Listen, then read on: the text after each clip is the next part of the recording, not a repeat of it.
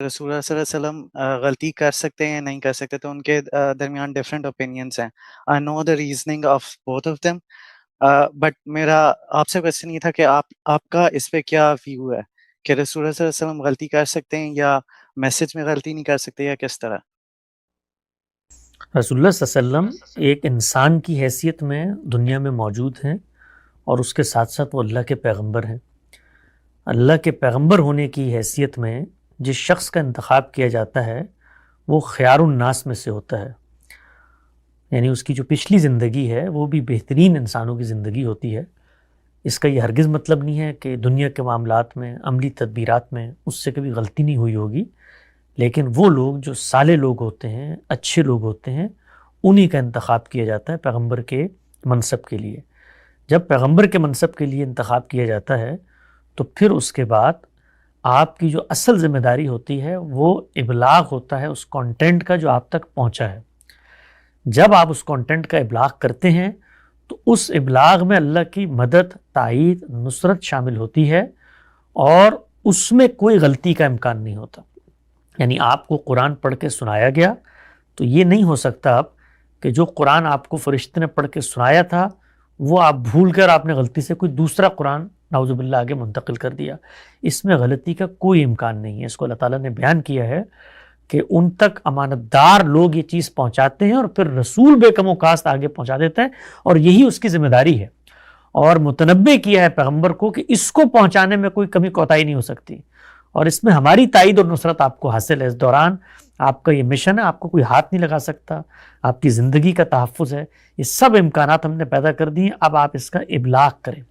تو اس میں غلطی کا کوئی امکان نہیں ہے. اس کے بعد جس طریقے سے وہ کانٹینٹ جو پیغمبر پہنچاتا ہے اس کے مخاطبین پیغمبر کی آڈینس بنتی ہے، خود پیغمبر بھی اس کلام کی آڈینس بن جاتا ہے. تو اس کو سمجھنے میں اگر پیغمبر کہیں پر انسانی سطح پر کوئی غلطی کر دے تو اللہ تعالیٰ نے چونکہ پیغمبر کے ذریعے تکمیل کرنی ہے اپنے پیغام کی، تو عقل یہ کہتی ہے کہ اس غلطی پر اس کو قائم نہیں رہنے دیا جانا چاہیے ہے.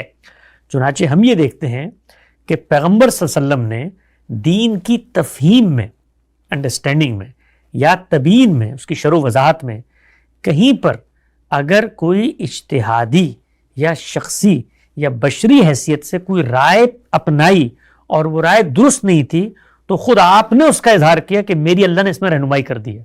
اس کی بڑی اچھی مثال عذاب قبر کی اگر روایات آپ پڑھیں تو اس میں سامنے آتی ہے کہ خود پیغمبر صلی اللہ علیہ وسلم نے ایک بات کہی ہے اور اللہ تعالیٰ کی طرف سے اس کی تصحیح کی گئی ہے.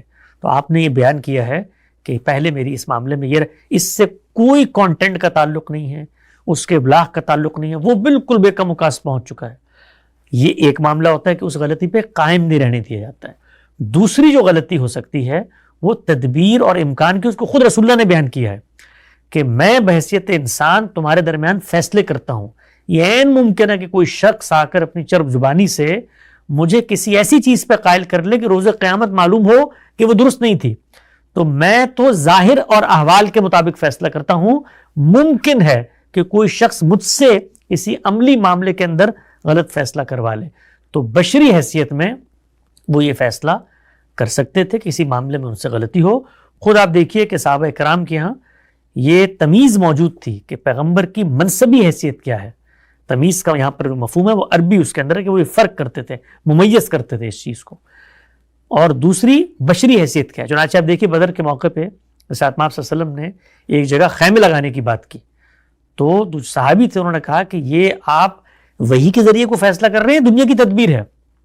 تو آپ نے کہا دنیا کی تدبیر ہے، تو انہوں نے کہا پھر یہاں سے اٹھائیے اور ان کو یہاں سے آگے منتقل کریں کیونکہ یہاں پر تو ہم ہلاک ہو جائیں گے.